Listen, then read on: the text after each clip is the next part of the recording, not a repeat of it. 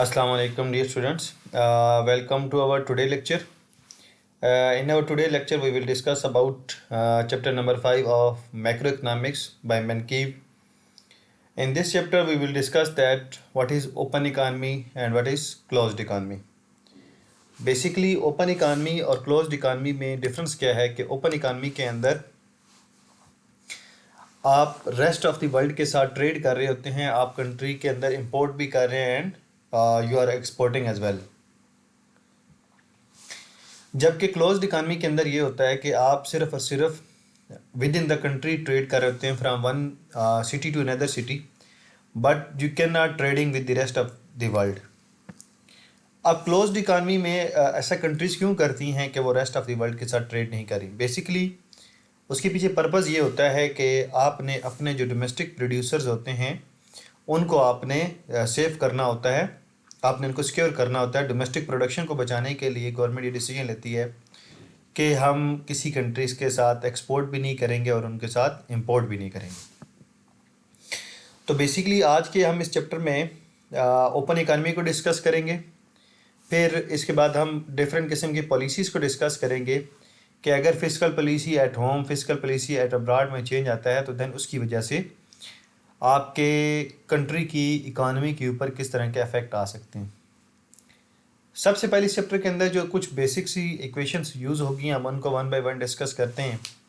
ये aggregate demand की जो बेसिक इक्वेशंस हैं या इनकम की जो बेसिक कंपोनेंट्स हैं या एग्रीगेट डिमांड के जो कंपोनेंट्स हैं सी, आई एंड जी, इनको हमने अपने लास्ट लेक्चर के अंदर भी कवर किया था, इनको हम दोबारा भी डिस्कस कर रहे थे। C is consumption, I is investment and G is government spending. Basically जो आपकी consumption है that is divided into two parts. CD is showing consumption on the domestic goods and CF is showing consumption on foreign goods. Similarly, I is showing investment on domestic goods and investment on foreign goods. Government spending is also divided into two sub parts, government spending on domestic goods and government spending on foreign goods. अब open economy की बात हो रही है तो open economy के अंदर हमने डिस्कस किया कि एक्सपोर्ट और इंपोर्ट भी आएंगी। तो यहाँ पर ये हमारे पास एक्सपोर्ट को रिप्रेजेंट कर रहा है, ई एक्स एक्सपोर्ट है और आई एम हमारे पास इंपोर्ट को रिप्रेजेंट कर रहा है।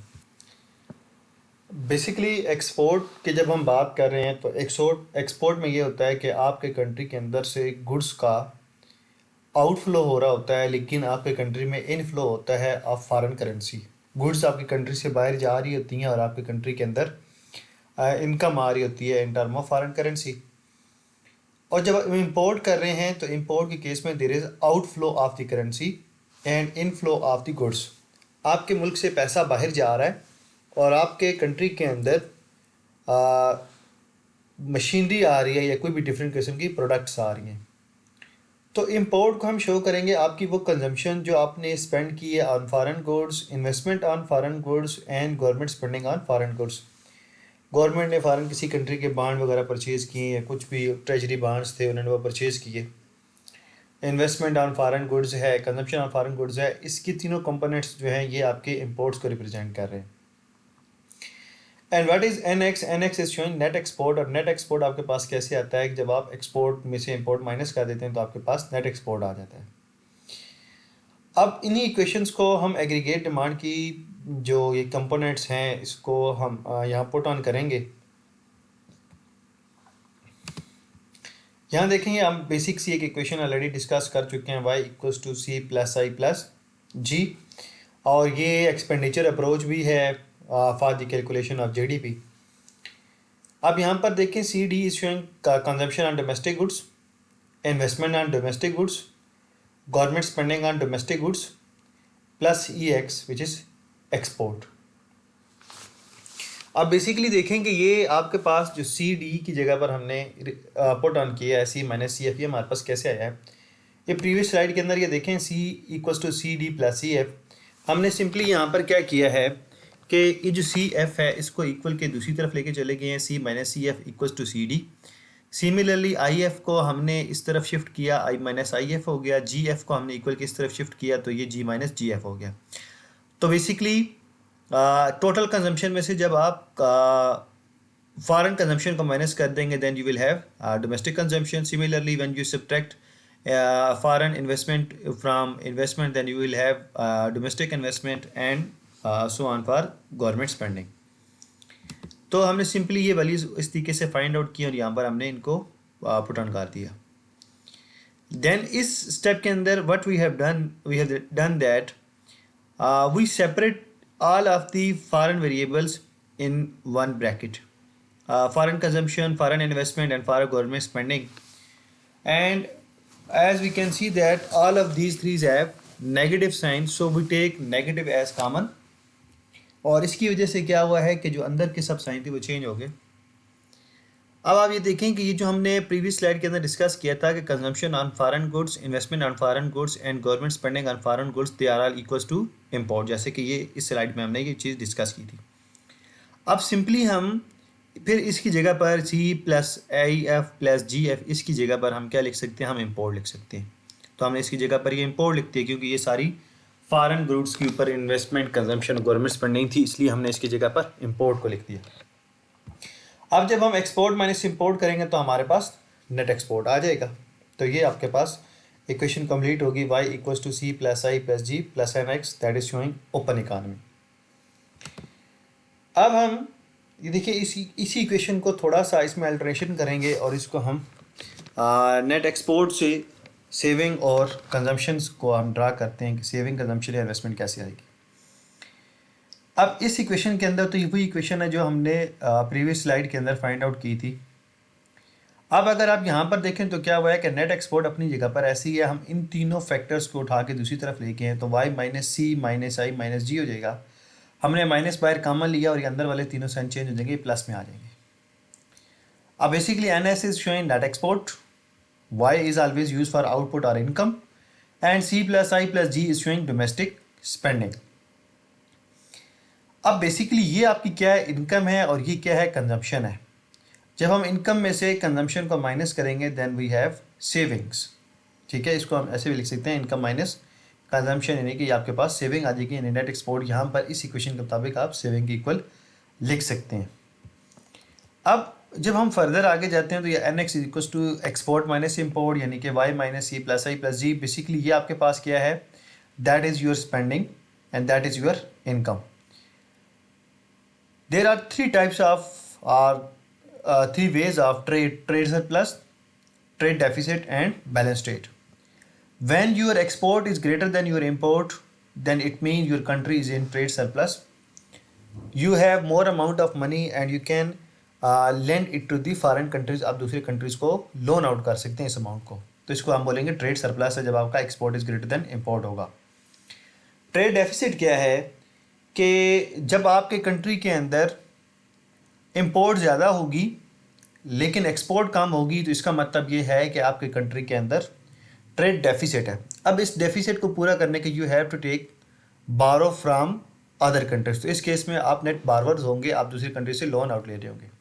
अब यहाँ पर ये नेगेटिव साइन क्यों आ रहा है, नेगेटिव साइन इसलिए आ रहा है कि आपके पास इंपोर्ट की वैल्यू ज़्यादा होगी और एक्सपोर्ट की वैल्यू कम होगी. लेट्स से आपने 40 बिलियन की एक्सपोर्ट की है एंड 50 बिलियन की आप लोगों ने इंपोर्ट की है, तो 40 - 50 करेंगे तो then you have minus sign and that is showing trade deficit.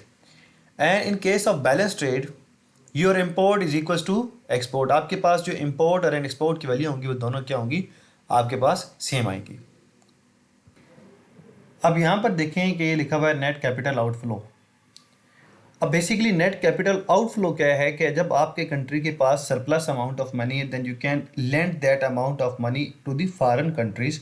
तो इसको हम बोलेंगे कि नेट कैपिटल आउटफ्लो है, आपके कंट्री के अंदर से आप बाकी कंट्रीज़ को आप पैसे लोन आउट कर रहे हैं.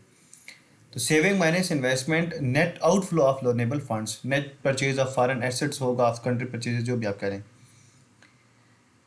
जब आप ये नेट कैपिटल आउटफ्लो होगा कब और नेट आप लेंडर कब होंगे, when your saving is greater than your investment, then in that case country is net lender, यानी कि अब आप बाकी फॉरेन कंट्रीज को पैसे लोन आउट कर रहे हैं. And when your saving is less than your investment then that particular country is net borrower. अब आपकी सेविंग कम है, क्योंकि जो इन्वेस्टमेंट है that is higher than your saving. तो इस गैप को पूरा करने के लिए, the gap between saving and investment, you have to borrow from the foreign countries, तो इस केस में आप क्या होंगे, नेट बारवर्स होंगे। तो इसमें सिंपल से है कि नेट लेंडर कब है, when your saving is greater than your investment, you have surplus amount of money, then you can easily lend that amount of money to any country. And when your saving is less than your investment, then in order to fill that gap you have to take loan from the foreign countries. अब इसी equation को हम यहाँ पर थोड़ा सा और explain करते हैं, जैसे कि हमने यहाँ पे पहले डिस्कस किया है कि net export equals to Y minus C plus I plus G. अब यहाँ से यहाँ पर हमने क्या किया है कि सिंपली हमने ये माइनस सी और माइनस जी को ब्रैकेट से बाहर लेकर आए और इस माइनस आई को हमने सेपरेट करके लिख दिया।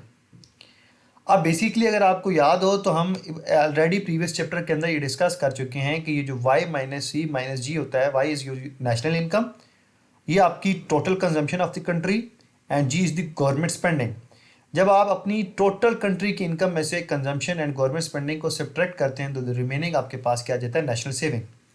तो net export equals to saving minus investment आ जाएगी। जैसे मैंने पहले भी कहा था कि आप इसको ऐसे भी लिख सकते हैं कि net export is equals to saving minus investment.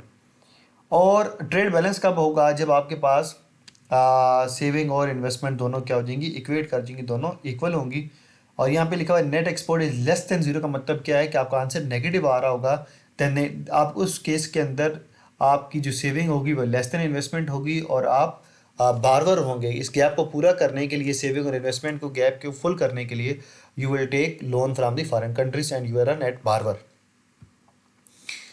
अब इसके बाद क्या है कि एक मॉडल्स है या अभी जितनी हमने थ्योरी सारी पढ़ी है उसको हम थोड़ा सा थ्योरेटिकली डिस्कस करते हैं। अभी हम इस इक्वेशन में पहुंचे थे कि नेट कैपिटल आउटफ्लो क्या है कि saving minus investment equals to net export. अब देखें अगर आपका saving minus investment and net export are positive तो इसका मतलब क्या होगा कि आपकी जो ट्रेड है वो सरप्लस में होगी। ठीक है, अब देखें ये आंसर पॉजिटिव आने की एक ही पॉसिबिलिटी है कि जब आपकी सेविंग ज़्यादा है और इन्वेस्टमेंट कम है। सेविंग का बड़ा आंसर हो और इन्वेस्टमेंट की कुछ छोटी सी वैल्यू हो, लेट से हम इसकी जगह 60 पुट करते हैं और इसकी जगह 40 पुट करते हैं, तो 60 is saving and 40 is investment. तो saving is greater than the investment और आंसर हमारा क्या आ जाएगा, पॉजिटिव आ जाएगा। तो इसका मतलब ये है कि ट्रेड सरप्लस है। और अब आपके पास ये जो सरप्लस अमाउंट ऑफ मनी है ये आप अपने पास नहीं रखेंगे बल्कि आप इसको बाकी रेस्ट ऑफ द वर्ल्ड के अंदर लोन आउट कर देंगे। तो इस केस में आप क्या होंगे, नेट लेंडर होंगे। तो व्हेन ट्रेड सरप्लस क्या है कि जब आपके पास एक्सपोर्ट ग्रेटर देन इंपोर्ट होगी, नेट एक्सपोर्ट आपके पास ग्रेटर देन जीरो होगी, यानी कि आपका आंसर पॉजिटिव आएगा। और आपकी इनकम इससे ग्रेटर होगी कंजम्पशन से plus investment plus government spending से, और आपकी सेविंग ग्रेटर देन इन्वेस्टमेंट होगी जब आपके पास net export greater than zero आएगा। ये तब भी ग्रेटर देन जीरो आ सकता है, पॉजिटिव आ सकता है जब आपकी सेविंग की वैल्यू बड़ी हो और आपके पास जो इन्वेस्टमेंट हो वो कम हो। ये इस चीज़ को रिप्रेजेंट कर रहा है, saving greater than investment. And net capital outflow greater than zero का मतलब क्या है कि अब आपके पास पैसे सरप्लस में थे तो इनको आपने क्या किया है कि फॉरेन कंट्रीज के अंदर लोन आउट कर दिया है।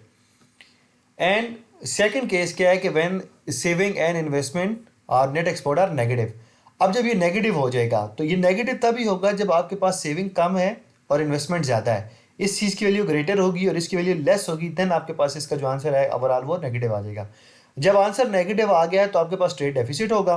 अब इस डेफिसिट को पूरा करने के लिए you have to take loan from the foreign countries.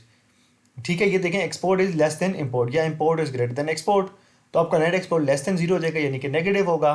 Saving less than investment होगी, ज़ाहिर बात है ये नेगेटिव तभी आएगा कि जब आपकी सेविंग कम है और इन्वेस्टमेंट ज़्यादा है, तभी आपका आंसर नेगेटिव आएगा।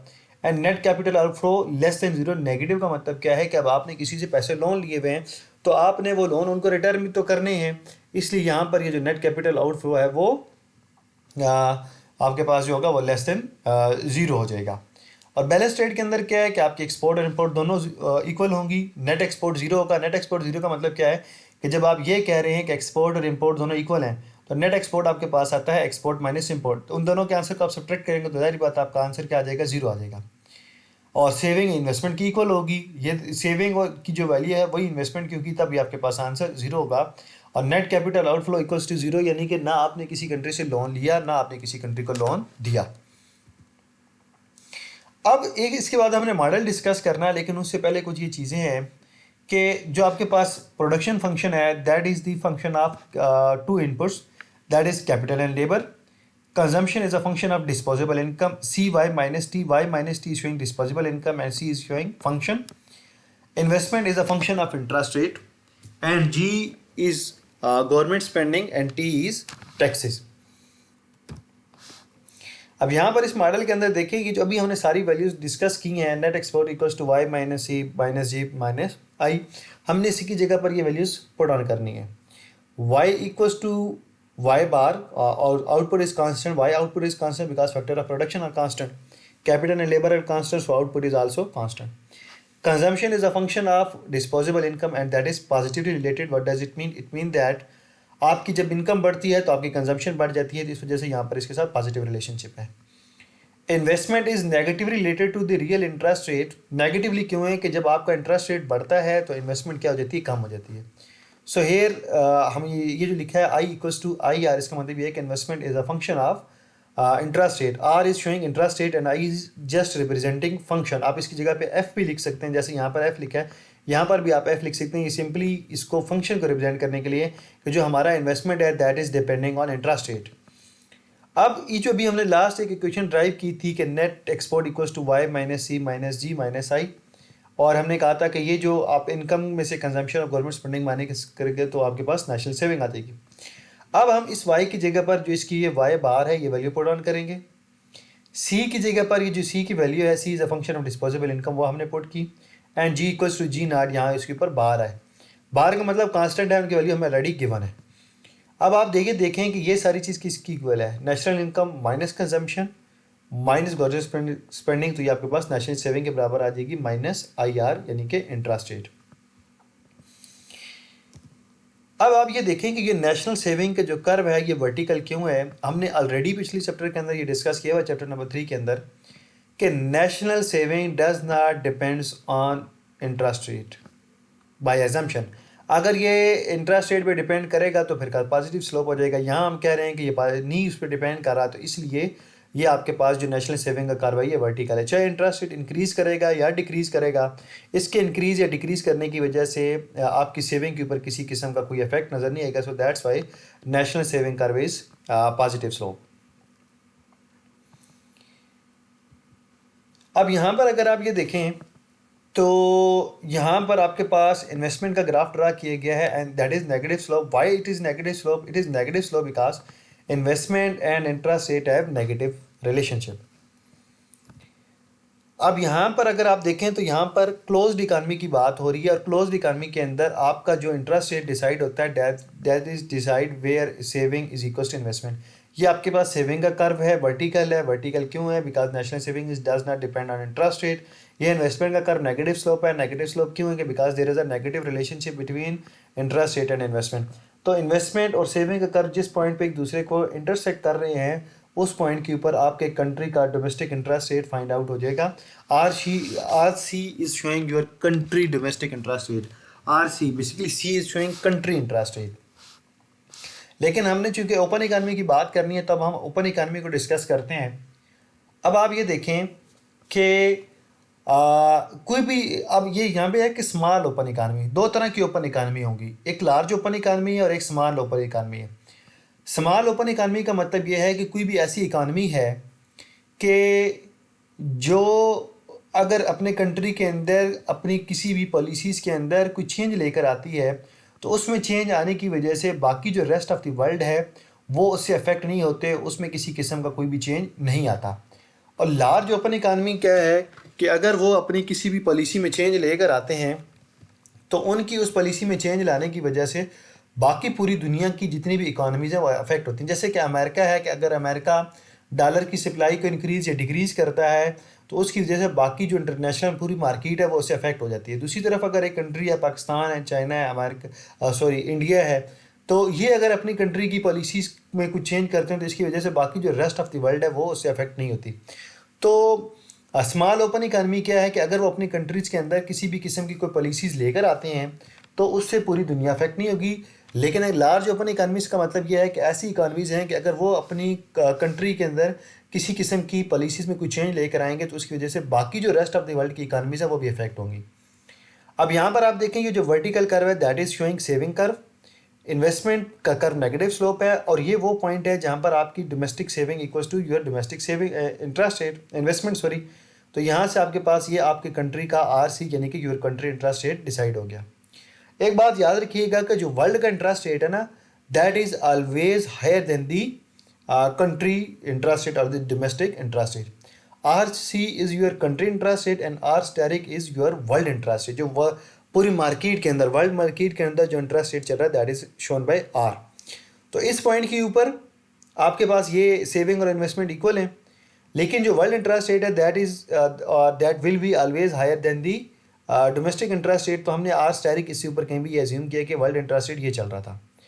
अब इस वर्ल्ड इंटरेस्ट रेट के ऊपर अगर आप देखें तो आपके पास ये वैल्यू है, that is the amount of investment and that is the amount of saving. तो आप अगर देखें तो saving is higher than your investment. Saving ज़्यादा है और इन्वेस्टमेंट कम है, और जब आपकी सेविंग ज़्यादा हो और इन्वेस्टमेंट कम हो तो इसका मतलब ये है कि your saving is greater than your investment, और आपका ट्रेड सरप्लस में होगा and there is capital outflow होगा। यानी कि इस केस के अंदर आप बाकी रेस्ट ऑफ द वर्ल्ड को पैसे लेंड कर रहे होंगे। ठीक है, R स्टेरिक यानी कि वर्ल्ड इंटरेस्ट रेट। इस वर्ल्ड इंटरेस्ट रेट के ऊपर आपके पास जो अमाउंट ऑफ इन्वेस्टमेंट है that is this point, and saving आपकी इस पॉइंट के ऊपर है। तो and the difference between saving and investment, if it is positive then you have trade surplus, and in case of trade surplus there is a capital outflow from this country to rest of the world। इस lecture में हमारा इतना ही। Next lecture के अंदर हम policies को discuss करेंगे कि अगर फिजिकल पॉलिसी में कोई चेंज आता है एट होम और फिजिकल पॉलिसी में चेंज आता है एट अब्रॉड, तो उसकी वजह से आपकी कंट्री की इकॉनमी के ऊपर क्या इफेक्ट आएगा।